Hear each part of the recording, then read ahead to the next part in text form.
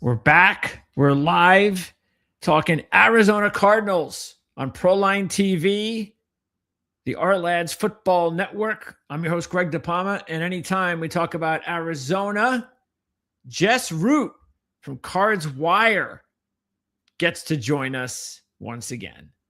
How's it going, Jess? Everything's going all right. It was a terrible season, about as bad as you could absolutely imagine it going, and it was that bad. But now we get the exciting part of the offseason where and for guys that are all about content, when you have like 15 coaching candidates that they've requested or interviewed so far, it means there's lots of content to talk about and to write about. But it's not fun. Yeah, and look forward to talking to you again, probably in about a week, could be 3 weeks, when we find out who the Arizona Cardinals' next head coach is going to be. But it's if there is a favorite, I'm not sure what the odds are like. I haven't checked it out, but I have to assume that the odds are favoring an assistant coach of the past.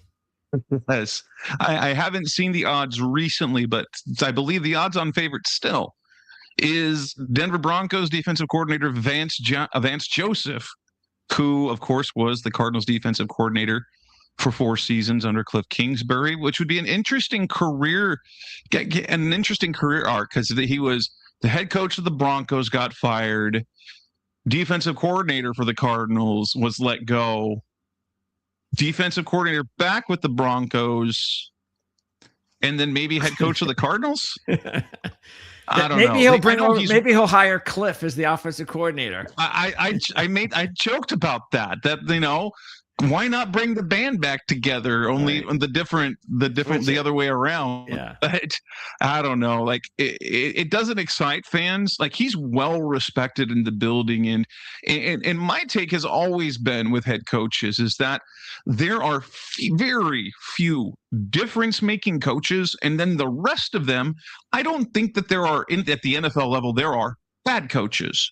There are coaches in bad situations, just like there's players. Like ultimately, it has to be the right marriage of ownership, personnel, quarterback, and then luck, because they got to stay healthy. And the Cardinals had, for 2 years under Jonathan Gannon, he looked like a great coach.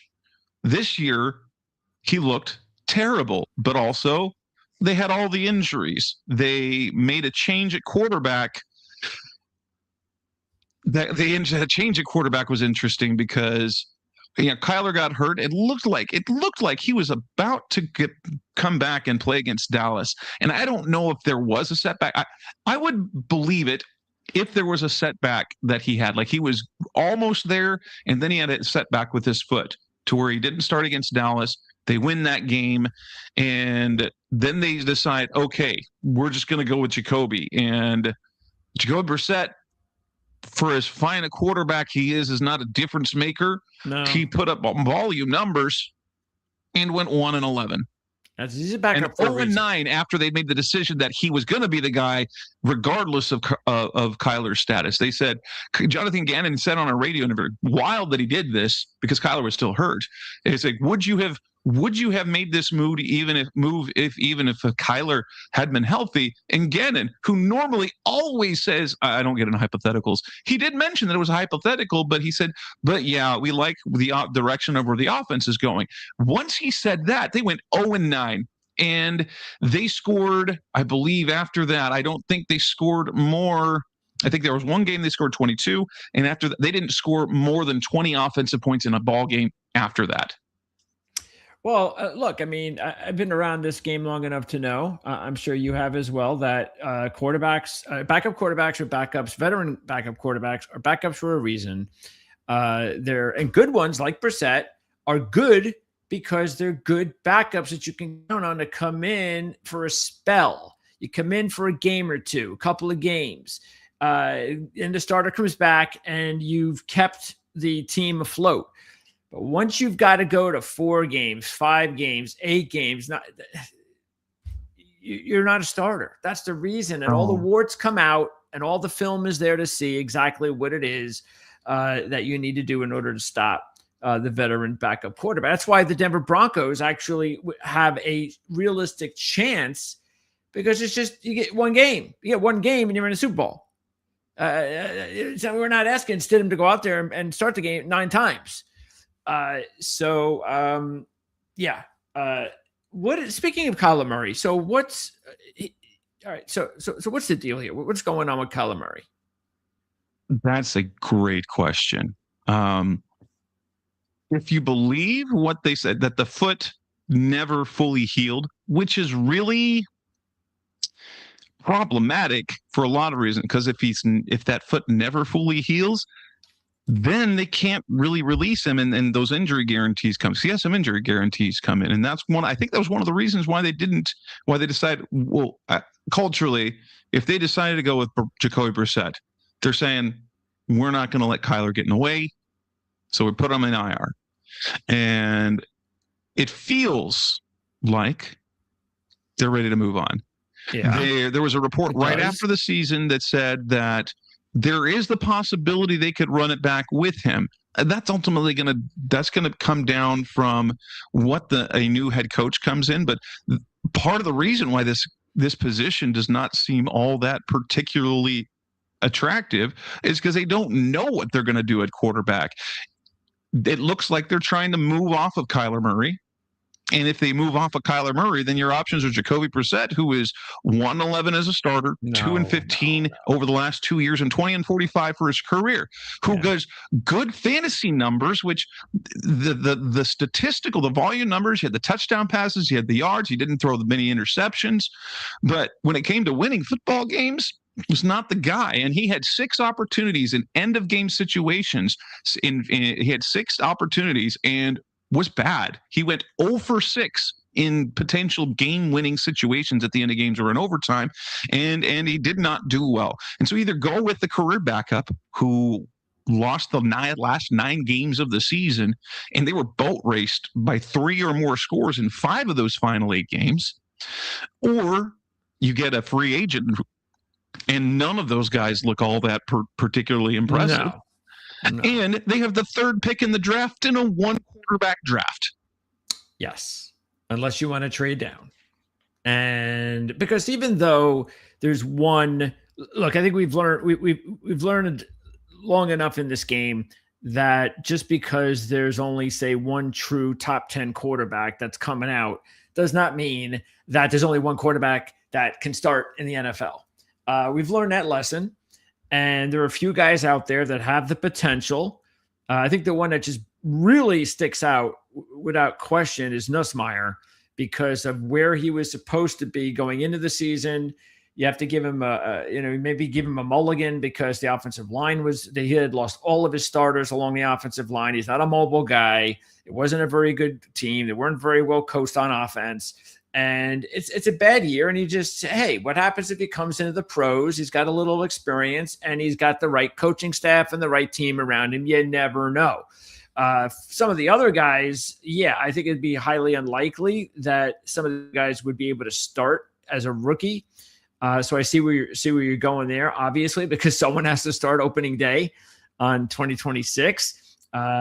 But because I'm taking a look at the free agency situation, and we're going to get into that with the quarterback spot.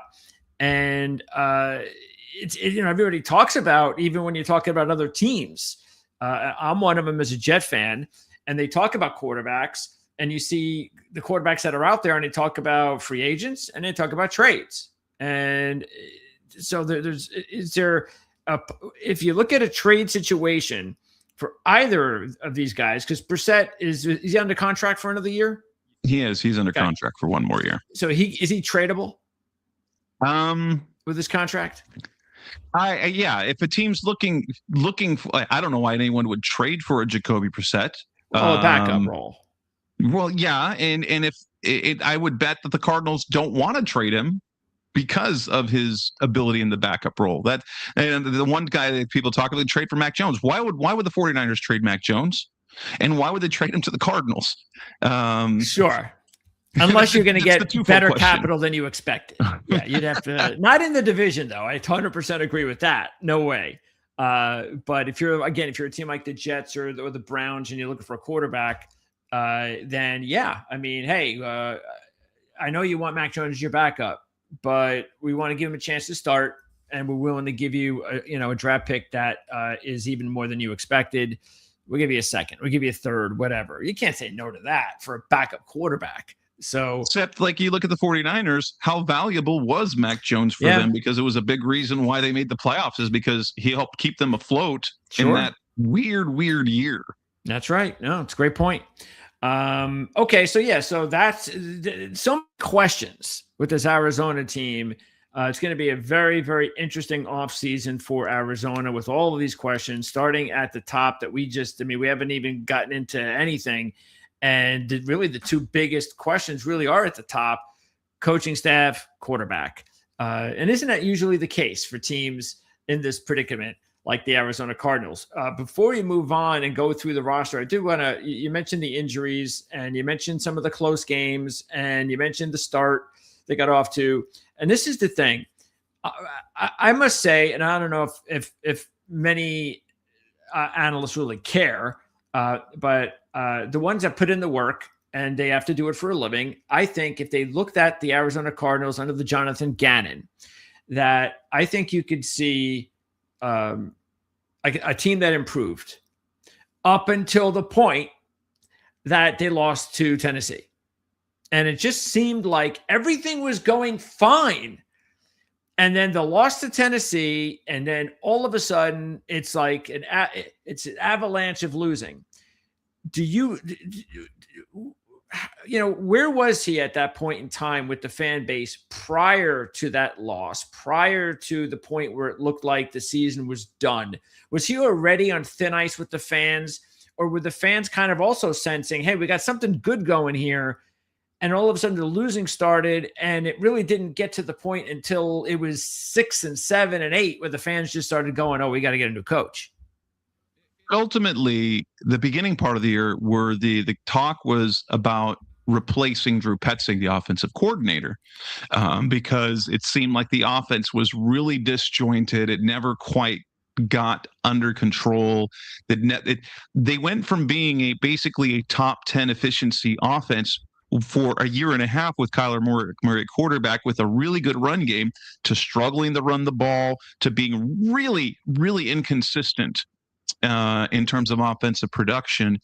And then after that, the talk was, what's wrong with the offense, when their moves last offseason were all geared to improve the defense, because they expected the offense to be at least as good as it was. And it just didn't happen that way. And so while there was concern about Jonathan Gannon, because they kind of faltered late last year after that, when they went 6-4 and they're leading the NFC West and they end up going 8-9, there was some talk, but it felt like that as long, that he didn't have a hot seat.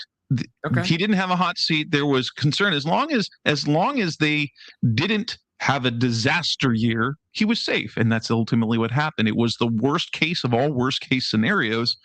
And the funny thing about the Tennessee game, it's like they forgot how to win, and they didn't know how to win anymore, because they're 2 plays from being 4-1 at that point against San Francisco. We can point to 2 plays against San Francisco. They had a lead. Kyler Murray throws a ball to Zay Jones. That's a completely catchable ball. Zay Jones drops it. And if he catches that, they run out the clock. They win the game. In that same game, Amari DiMercato dropped a walk-in touchdown, and that would have won the game as well. And then it was Amari DiMercato's, fumble at the goal line when he gave it up. That cost the Cardinals that game too. They changed 2 of those plays. You changed and if you want to get me on a rant, to this day, you can't tell me that there was video evidence that he let go of the ball before the goal line. It was across the goal line when he started to, and it wasn't even out of control at that point. So that shouldn't have, I think there was a message that was kind of the league did, but that play and 1 play against the 49ers, they'd be 4-1. And if they're 4-1 and Kyler Murray gets hurt, guess what? Nobody's fussing. They're a little concerned with the offensive production. The 4-1, no one's good. And then after that, the wheels fell off. They didn't know how to win. They didn't know how to play close. Well, part of it is, They played well offensively in low leverage situations with Jacoby Brissett, and that turned out to be kind of the trend all year. Defensively, they were bad in high leverage situations. Once Jacoby Brissett took over the quarterback position, the offense seemed to go more smoothly, but they were bad in high leverage situations. Anytime it dealt with low leverage, good job. High leverage situation, they couldn't get a stop. High leverage situation, offensively, they couldn't produce points. And that was the way the rest of the year. And then it just got worse to where they're getting blown out of the water. And then the passing numbers turned into just big fantasy numbers. But no, the turning point at that point, the loss to Tennessee and the way they lost to Tennessee, I think it really sunk their sails. It really took the wind out of their sails in that way. And to lose that way, to have Kyler, like the center snap the ball before Kyler's expecting a bounce off his helmet, and then immediately, like after that, he's hurt. It was a bizarre turn of events that game. Well, see, this is why. What specifically was it about Gannon that you could look at and say, yeah, he's not head coach material at this stage, or at least not for us? Because again, you throw in all of the injuries that, especially that happened on offense. You talked about the decline on offense. Well, as you know, better than anyone, I'm sorry, but you can't, if you're a team like Arizona, that you're not one of the top echelon teams, you cannot sustain those types of injuries. You just cannot do it. No. And I don't see how it's necessarily that fair to blame that on the head coach. So therefore, again, and the other thing too is personnel. This is something that I'm sure I'll talk about with the guys on our show tomorrow when we all get together for the first time since the weekend and talk about, well, whose fault really was it at Buffalo? I think Beane deserves just as much blame as McDermott because of personnel. And that's exactly, you're going to blame Jonathan Gannon because he's got, players on his team that are not finishing plays that they're designed to finish. Well, how is that my fault? So in that respect, there had to have been something else or at least I hope that the front office, and it was like, no, he's not head coach material because of. Here's ultimately what it was. I think they still kind of believed in him as the culture builder, but the problem was they just lost too many games at the end of the year.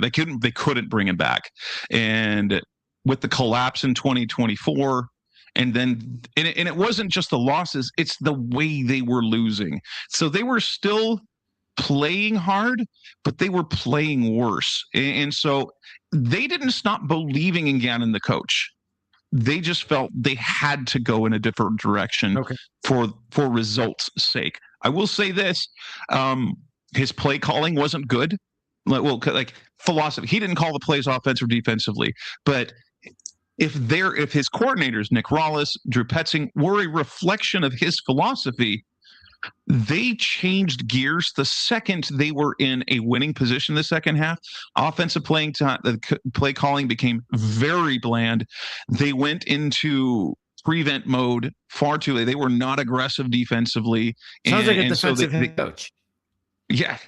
And he coached. He coached like a defensive guy. Yeah. Like, we've got a lead. Let's not mess it up. Let's not mess it up. Yeah. But then on top of that, there were lack of adjustments. They tied themselves to the hip with Jacoby Brissett and saw it go backwards in terms of record. And then on top of that, now the injuries, whatnot, you also have to look at kind of the players that they were expecting to these young players that they were expecting to develop. They didn't develop. They didn't improve. Garrett Williams, a cornerback, was fantastic last year. Now, granted, he had some injuries, but he didn't look good this year. Max Melton, second-year cornerback, he got worse. Trey Benson at running back, they were expecting more from him. Yep. He didn't look good before he got hurt. And so players, Isaiah Adams, who started the season at right guard as the starter, didn't look good. And so players they were expecting to improve didn't improve. Marvin Harrison Jr. Great points. Didn't improve the way that they expected him to improve. Yeah. And so the guys that they were counting on the guys that they were counting on. And so you could look at it from a development. And if you're in the front office, he's okay. We gave you the talent. You didn't develop them. And so between the losses, the lack of development, it was hard. Sure. To come back and Gannon looked defeated by the end of the year as it is. Now, could he have come and the quarterback situation was simply untenable at the end because they basically said, we're done with Kyler Murray. And if you simply go with the story, if he doesn't answer the question, we were going to be like, Kyler Murray's hurt. That's a hypothetical. I don't know how I would have done that. He's not healthy. And if they had beat that drum from the beginning, he's not healthy. He's got to get healthy. You could do more. And it would have changed it wouldn't look like a soft benching. It would look like, he's got a foot injury that's bothering him he hasn't come back. Or, if you don't say that, then he could even potentially toward the end of the year come back and get a start or two in because, you get to see what he's got. You get to see how he performs late in the year. And you can see, is he going to be able to come back? But now they just made it. They really hurt themselves with the quarterback situation. And they just put themselves the 14 losses. It's the most in franchise history. Yeah, it's the most in franchise history. I mean, I get why they fired him. I get why they would bring him back, but it was also, how could you bring him back when they lost? When they were getting up 40 plus a game and they're losing by 3 and 4 scores over the last half the season. Yeah, sometimes it's not fair. Sometimes it is. I think this was it could have gone either way, but it makes sense. I get it. And you just got the feeling that something just needed to restart. And they need, but again, whether or not Vance Joseph is the guy, if he intended, if that is the case, you just wonder, is this this is your restart? So there are questions there. And then going to another defensive coach too. That's also something that I'm sure, because since this has been the story now, that it seems like he could be the guy, are the fans upset? I think everyone, nobody's excited. Nobody's excited about that. It's not good right now. And we know the Cardinals aren't going to pony up the money for the big dogs, and their situation isn't such that the big dogs even want to play. John Harbaugh didn't want anything to do with the quarterback situation. Doesn't seem like Sean McDermott does. Mike McCarthy turned down an interview, 3 years ago? Why would he want to now? Clint Kubiak, he's in the mix. What's he going to do with no quarterback? It's a mix of not having direction, not having the ability to get a quarterback, and ownership and they still owe roughly, this is an estimated $11 million per year over the next 2 years to Jonathan Gannon and Cliff Kingsbury. And so if you're going to go out, he's paying 2 other coaches for 2 more years. Now, if Cliff gets hired somewhere, if Gannon gets hired somewhere, that is offset by what they're going to get paid. But you have to look at the Bidwells, who have never, the Bidwell family, who have never been, they've never paid top dollar for they haven't. Any coach. Nope. And now they're 2 coaches in. Are they going to go and pay $15 million? No, they're going to pay someone $5 million, and that's going to be the first timers or the retreads. And unfortunately, that's the only way to go. And in fairness, it's not my money. I can spend the Bidwells' money, but the Bidwells are in a different situation than a lot of other places because their fortune is the Cardinals.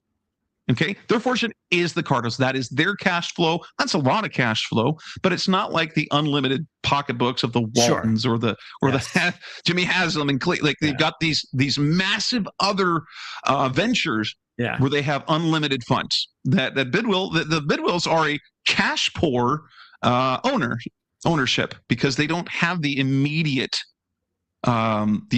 resources that a lot of other teams have. They're still rich, but they're, in terms of NFL owners, they're a cash poor franchise. Is it, do you think, to look on another bright side, if it is Vance Joseph, do you think it is more of maybe, hey, let's bring in a guy that can get some respect back and some focus, some professionalism, and let's just try to build something. And then in the next year or two, if it looked like he hasn't put, oh yeah, he's not the guy. He's a great guy. He's put us in a good position, but he's not the guy.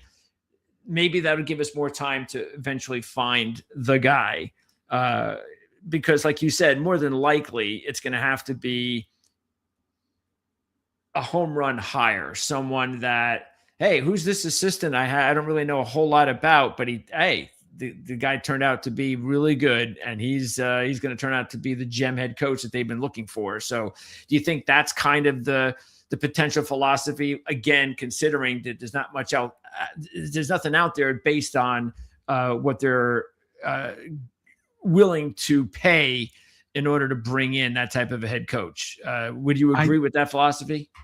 I don't know if they're, because the way they were talking, the way Michael Bidwell and Monty Austinfort were talking, is the desire to have a quick turnaround, much like the Denver Broncos, much like the Seattle Seahawks, okay, much like the Chicago Bears, how they were to flip it around in a year or two and not do a big long rebuild. After all, they did the longish rebuild. This was supposed to match the Detroit Lions, model, where they went from competitive bad to a competitive mid, and then to playoff contender. And they did that for the first 2 years. And so they want someone to be able to turn things around quickly. Although Jonathan Gannon did build a nice culture in the locker room with the personnel there.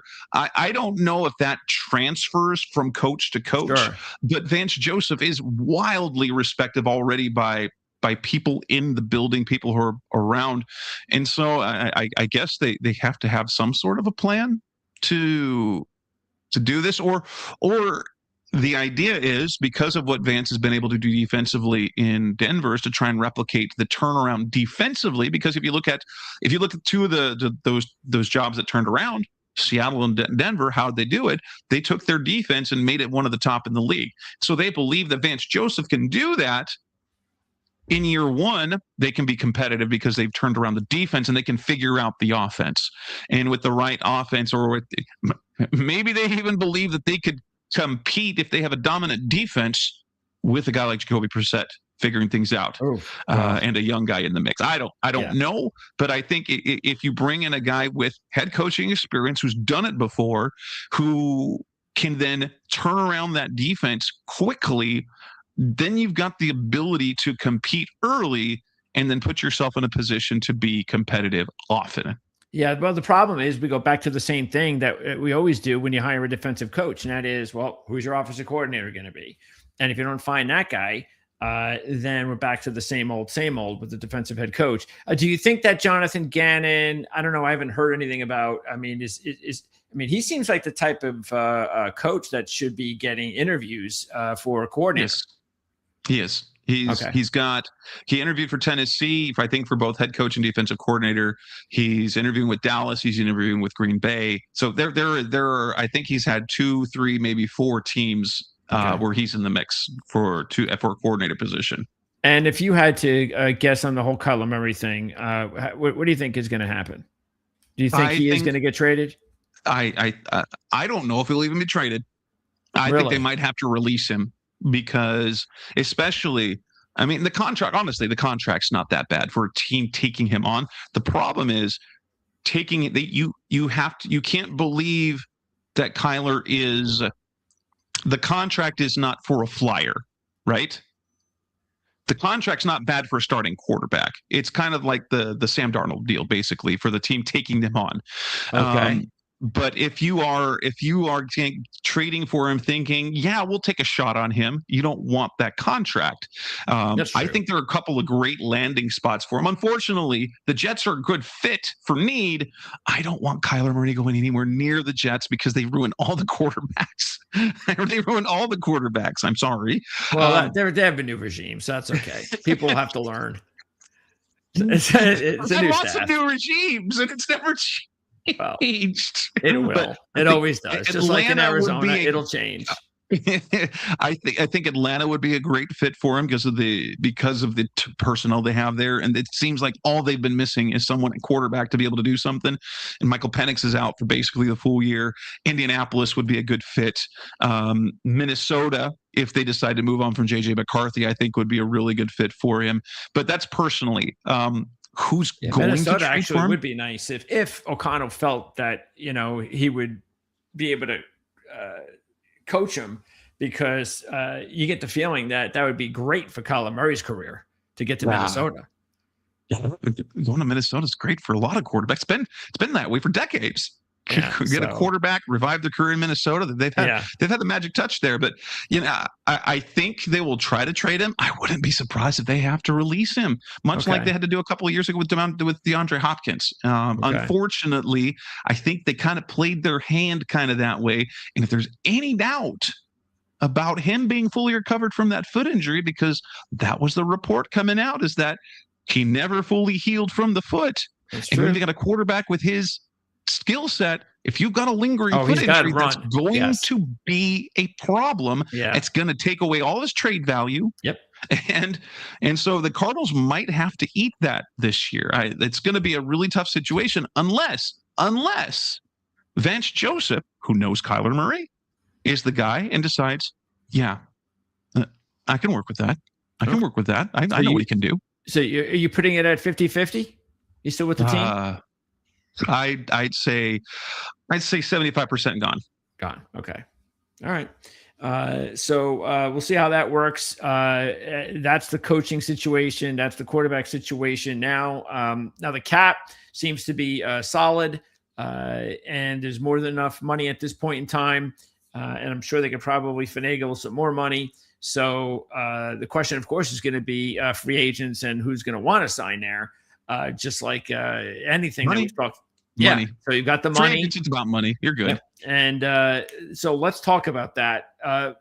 Let's talk about, first of all, if we get into need, the players that are free agents right now. And I'm looking at this list. Let me pop it up on the screen here because it's not an exciting list, which I guess is not a big surprise. But three starting offensive linemen, but guys who have not really performed. I mean, Beacham's getting up in there in age. So really offensively, there's no wow guys on this list. Is there someone offensively, as far as the free agents right now, that you would think the Cardinals would want to bring back? Honestly, not really. I mean, Beacham was a guy who turned into a starter but he was a really good depth guy to have. But they've got a couple of young tackles behind. I think they like to have moving forward. I don't see,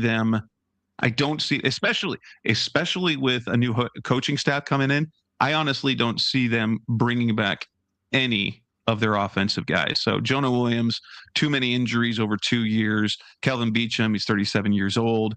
Zay Jones did nothing basically in 2 years. Will Hernandez got hurt again. Didn't look good when he played. Pharaoh Brown, he was their fourth string tight end. Like, he was signed mid-season. That's not going to happen. Same with DeGuara. Simi Fehoko was a nice special teams guy, but barely made the squad. Like, it didn't make the team to begin of the year. So Dortch, I think it's going to have to depend on the coaching staff, whether they bring him back, but he's now hitting the unrestricted free agent level, and he's a gadget guy. He's a fourth, fifth receiver who can do returns and is pretty okay in returns. He's not great. So I honestly, I wouldn't expect any of those guys to come back. I wouldn't expect any of those guys. Sure. Period. To come back. And on defense, maybe Aaron Brewer, their long snapper, could come back. Okay, the long snapper. Because on defense, it's not any different, except you do have Jalen Thompson at safety and Calais Campbell. Has he made a decision yet? He has not made a decision yet, but he's now 40 years old. And honestly, the idea for him was to come in Arizona and see what could happen. Like, let me see it. Like, make something magical. Nothing magical happened there. If he's going to play one more year, I doubt it's in Arizona. Okay. And Thompson, is he worth bringing back?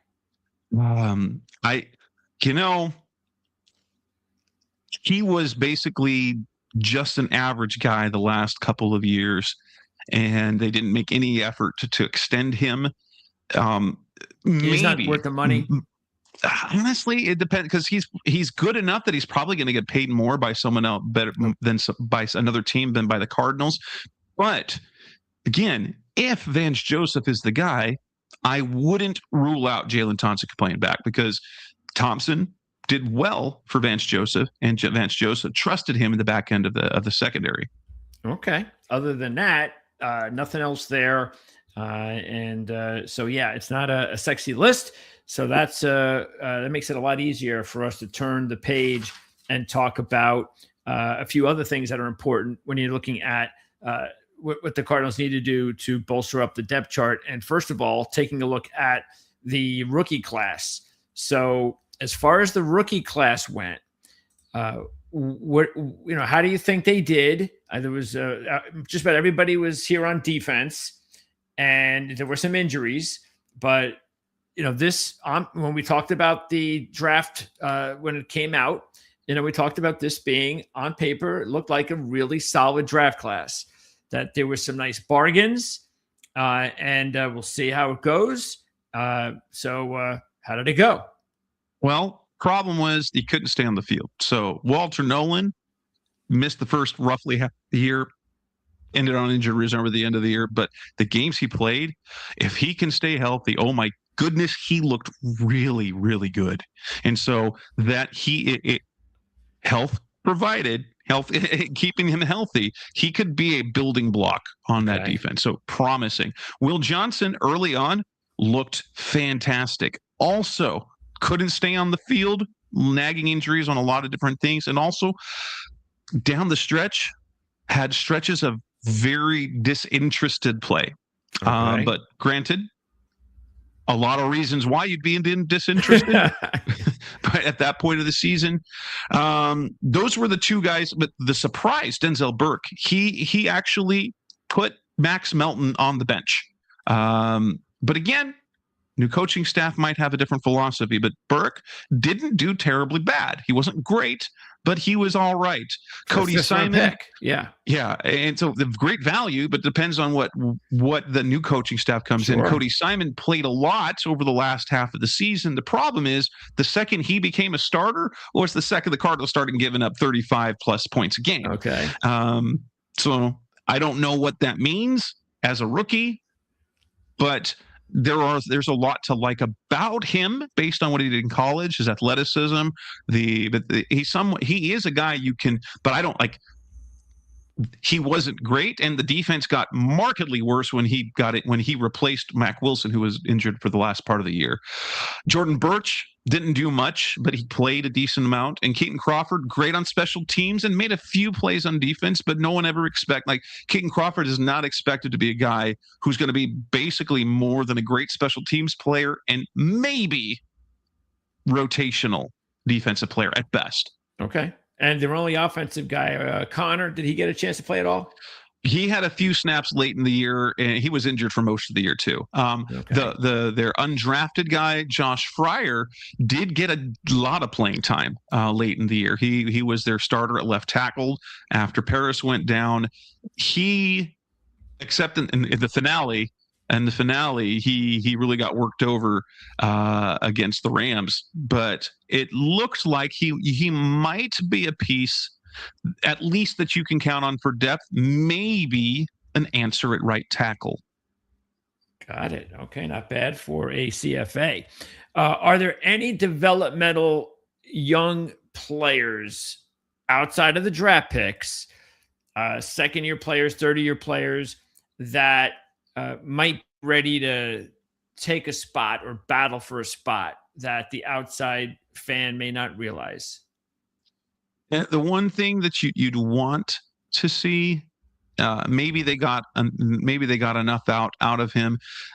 John Gaines and Isaiah Adams held down the two guard positions for the last part of the year, and their guard play was much better down the stretch.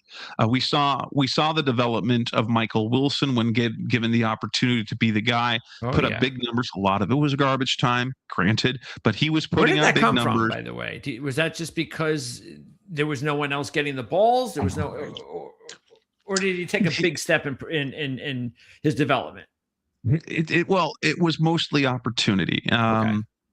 mostly opportunity. They believed in when they drafted him out of Stanford in the third round a few years ago.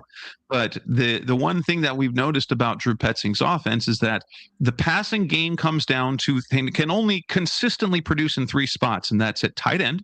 That's why they're able to get big numbers to Trey McBride. That's designed that way. Their top receiver, their X, and then everything else is dump offs to running back. And when you had Marvin Harrison for the last 2 years, or Hollywood Brown in that position the first year, that was Wilson playing the Z and then playing a lot of slot, there just weren't a lot of opportunities, not a lot of balls thrown him ways. Now, he's a good player to have on a team.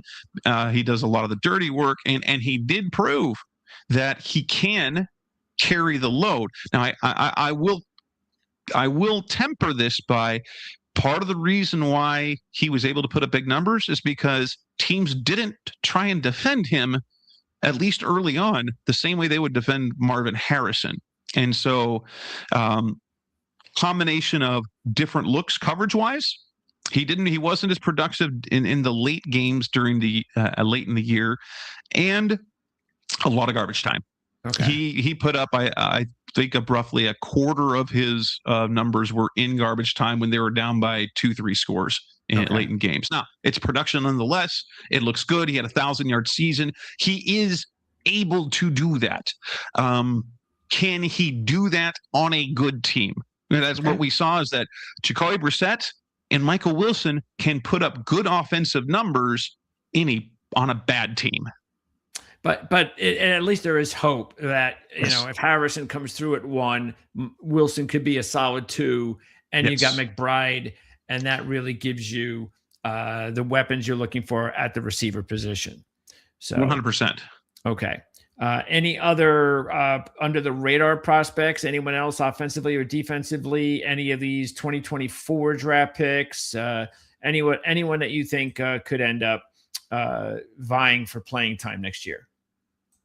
No, it doesn't. Pretty bad. Huh? Taylor Demerson. He's the guy who is now slated to replace Jalen Thompson in the defensive backfield. Again, depending on the head coach. Like he was one of Monty Ossenfort's guys. He was this coaching staff's guys, but he play style. His play style is a lot like Budda Baker. He's built a lot like Budda Baker, but he's a better ball. He plays the ball better. He's a better ball hawk. He makes better plays on the balls than Budda. Is one of the things about Budda's career that was honestly the knock coming out of Budda, coming out of college, out of Washington, was the inability to intercept passes, and that's been his thing. He's a high volume tackle guy. There's really no other safety who plays like him in the NFL, and Rabbit can do a little bit more. Now, he can be a little too reckless with his body, but he is a fierce hitter. He can get the ball in his hands on the ball.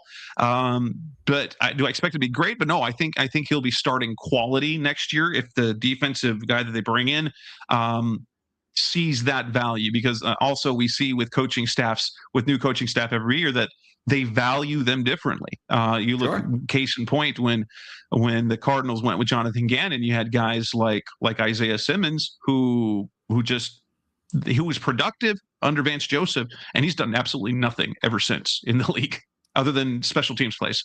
Does Taylor Demerson basically just take over for Thompson, or is he? Is that different? That's my belief. Is that what he will do? Yeah, I would anticipate that's the role that he will have this coming season, unless they decide to go a different direction. Okay, that would make sense. And that would pretty much be it. He would be the one guy. Nothing else from any of these other draft picks. Ketrell Clark, Elijah Jones. They've shown nothing. Like Max Melton. Max Melton needs to be better. He needs to be better. They were counting on a second round pick in 2024. I'm sure he will. And so ideally that gives you a good, and now Garrett Williams tore his Achilles late in the year. So his availability for 2026 is going to be really limited. And so Will Johnson, Denzel Burke, Max Melton gives you 3 young cornerbacks. You can go with that if you believe in those guys, but Melton's playing time disappeared over the last month of the year. And Let's see. Who else did we have there? Okay. So then, and then, oh, I was going to ask you about Darius Robinson. Oh, he needs to be better. He had better numbers late in the year, but he hasn't been impactful. His play on the field has not looked impactful, and that's been problematic. First round draft pick. Correct. Let's see. Offensively, anybody? No, I guess not, huh? Nobody here. Nope. This roster's not in a good place right now. What they were supposed to be this year to what they were, and now what you look at moving forward, it's not. It looked like a better roster than it was, and now it looks even more bleak without a quarterback. Yeah. You mentioned Garrett Williams. So what's his status injury-wise? He tore his Achilles late in the year. He won't be ready for the start of the season. Okay. Is there any other player that either has that same type of injury situation or that was injured early in the season and is expected to impact the roster and help it, get it back to normal next season? We're hoping the hope would be Trey Benson could come back and do that at running back. James Conner as well, but I think James Conner's he's in the last year of his deal. He's going to be a prime candidate as a cut guy, especially with the new coaching staff. Get a little bit younger, get someone in to pair with Benson. Not count on Benson. Unfortunately, they leaned on Benson, and I have some thoughts about that because the way that they handled that running back position is they had a really good balance with in 2024 James Conner being the guy. And then they had Amari DiMercato, who played the third down role extremely well. He's not a great running back, but it was very good in that role. And in 2025, when they said they were going to get Trey Benson more of a role, everyone believed that was going to come at a cost of James Conner's playing time, and that didn't happen. Conner was in the same role, and Benson played DiMercato's role. And Conner, the offensive line play declined. James Conner's play declined. And Trey Benson as a third down back was not as good as Amari DiMercato. And that is kind of what my belief was. Some of the core problems with the offense earlier on the year is that there was the offensive line wasn't very good at run blocking. James Conner was a step slower.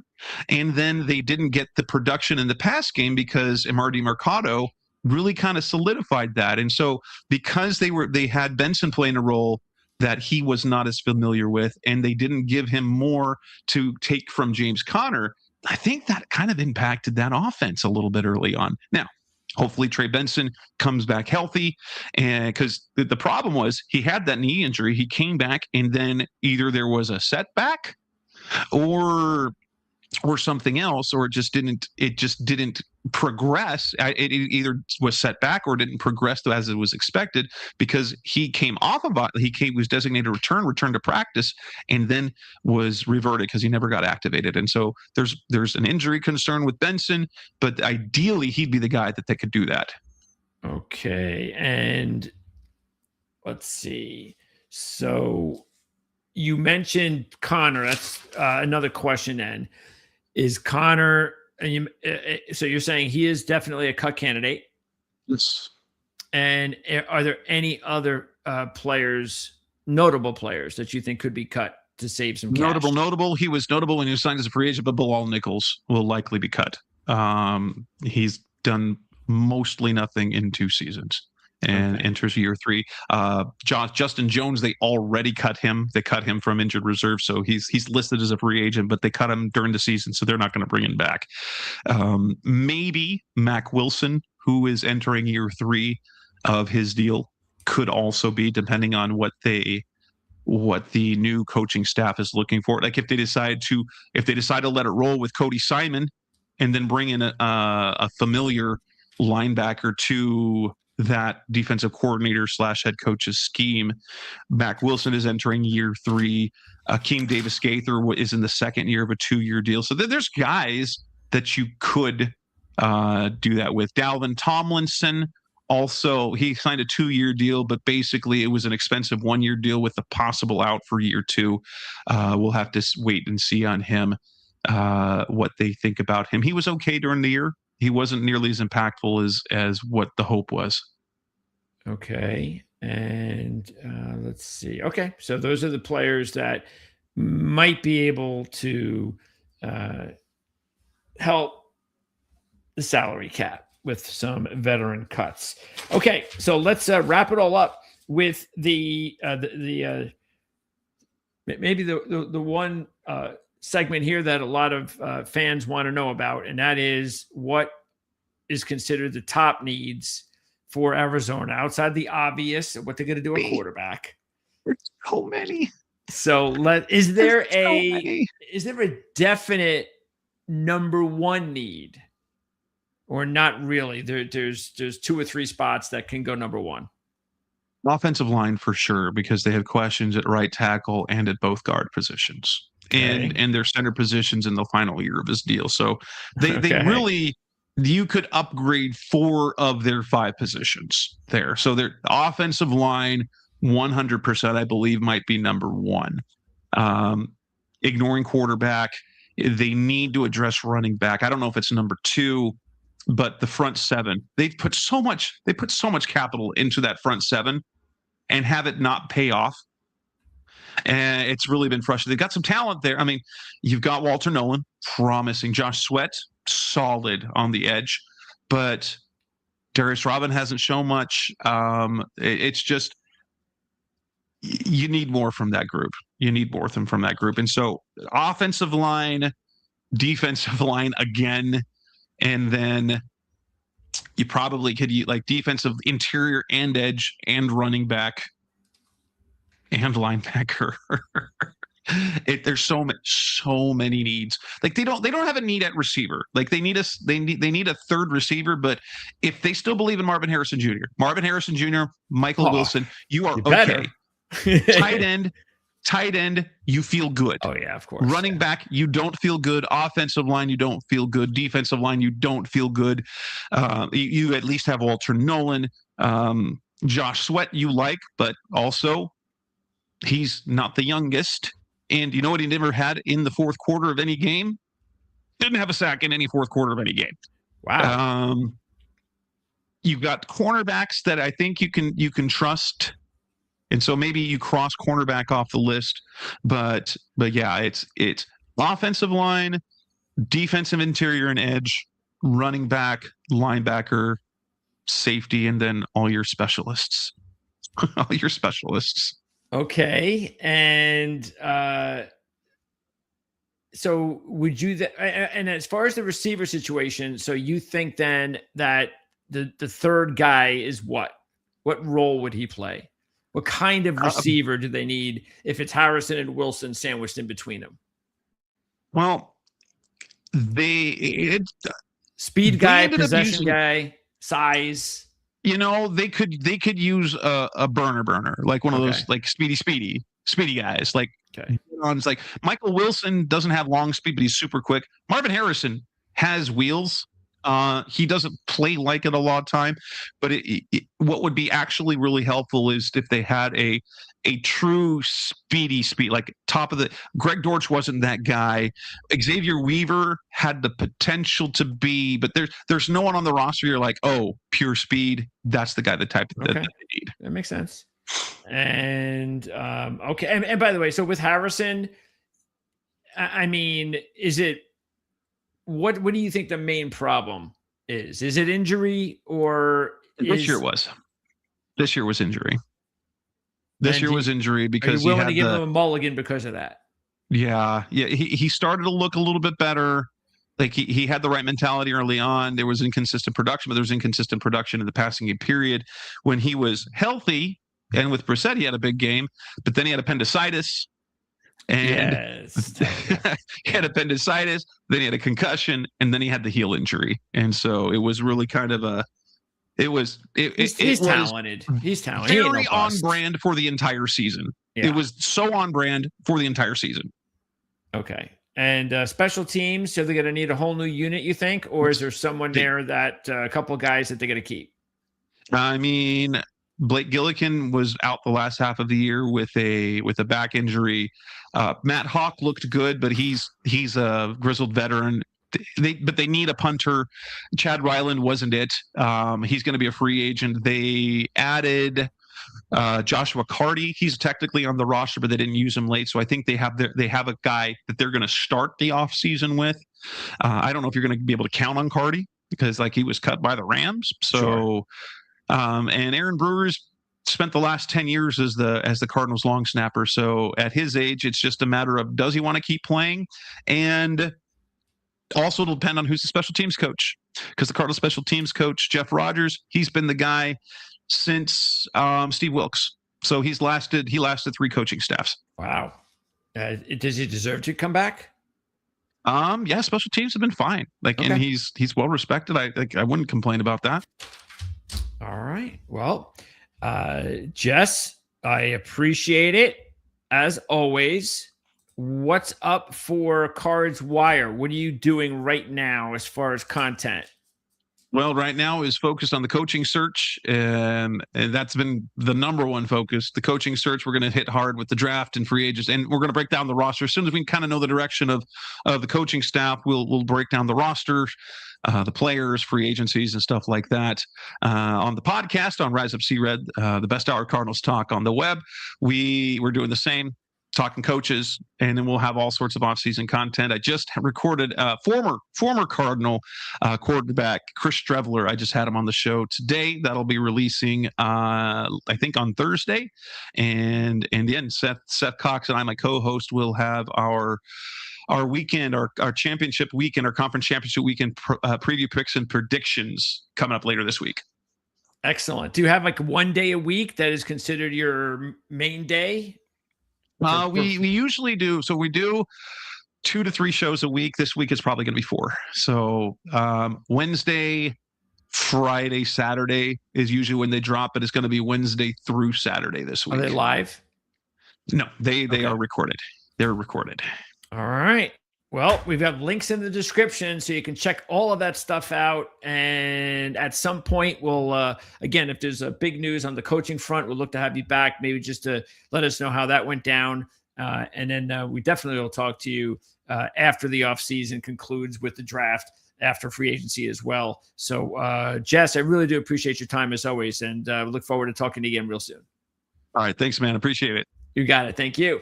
All right, so that is Jess Root, Cards Wire. Check out the links in the description of this video. And Jess, as you could tell just by what he said there, he has a lot of content for you Cardinal fans. So you want to check that out, both written and for his podcasting. And it looks like Arizona, if I had to pick a team, well, really, if you had to pick 2 teams, and you might throw Cleveland in there too,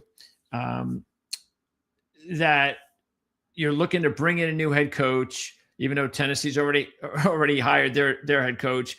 But those are the 3 teams that need head coaches this offseason that, it's, I might look at Tennessee and say, well, they at least have their quarterback, or at least that's what they hope. They have their quarterback. But Arizona's got a coach quarterback issue. Cleveland has a coach quarterback issue.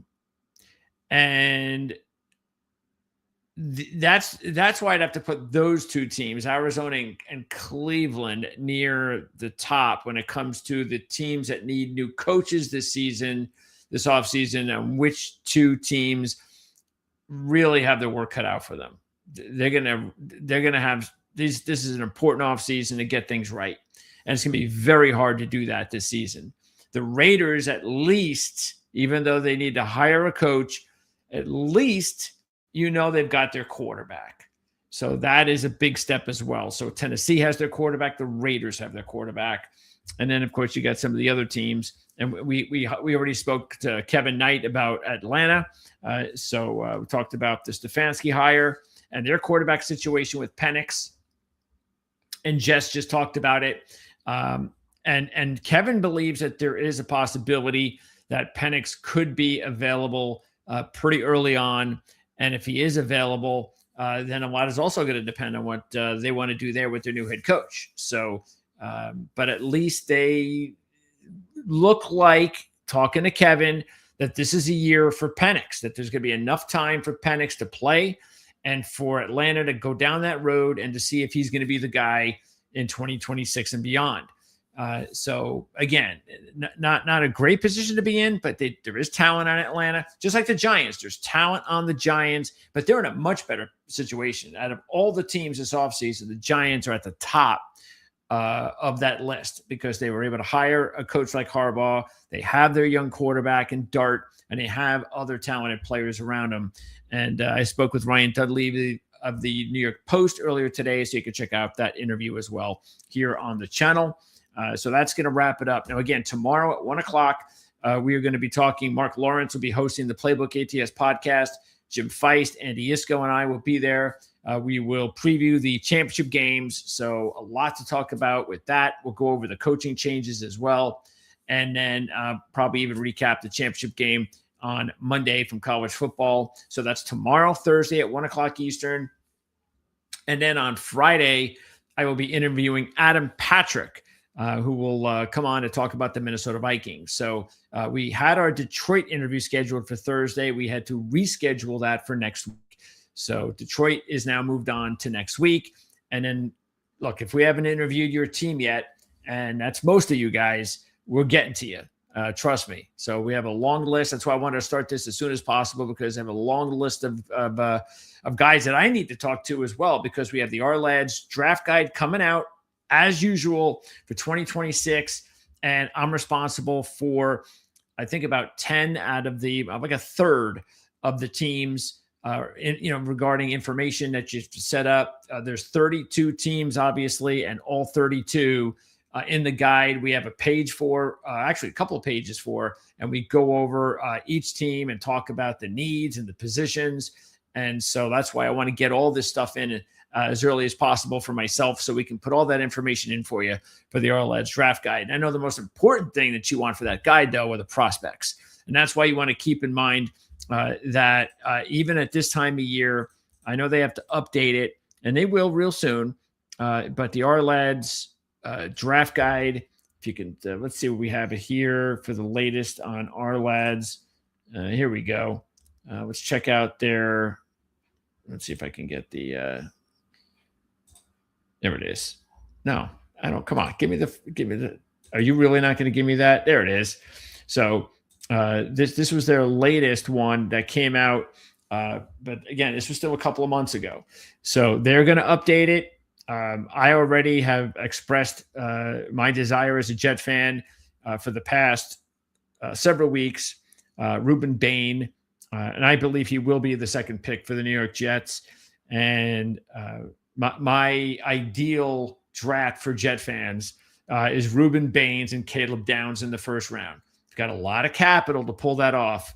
But we can only wish as Jet fans, because we're in the same boat pretty much as you guys in Arizona. But anyway, getting back, this is what you're going to be looking for in the Ourlads draft guide. And there's going to be hundreds of scouting reports of all of the players that you are interested in for the draft. So there's material content on all these key guys. List of players, everything that you want to know about a majority of them. It's the best draft guide out there. So check it out, the 2026 NFL draft guide from Ourlads. We have links in the description of this video of how you can order them as well. So that's that for football. I will be on also tomorrow at 4 o'clock to talk horse racing. So if you're into horse racing, we've been off for about a month. We're going to be back all the way through till the Kentucky Derby and beyond, and a little break. But for the most part, we might take a few weeks off here and there. But the break is over, and we're going to be talking horse racing at Gulfstream Park tomorrow, Thursday, 4 o'clock, right here on ProLine TV. Not on the Ourlads Football Network, but on ProLine TV. So that's the way our schedule looks the rest of the week. I will be seeing you guys tomorrow at 1 o'clock, along with Mark, Jim, and Andy on the Playbook ATS podcast. You can also check us out on streaming. So you can check out in case you just really just want to listen to the shows from time to time.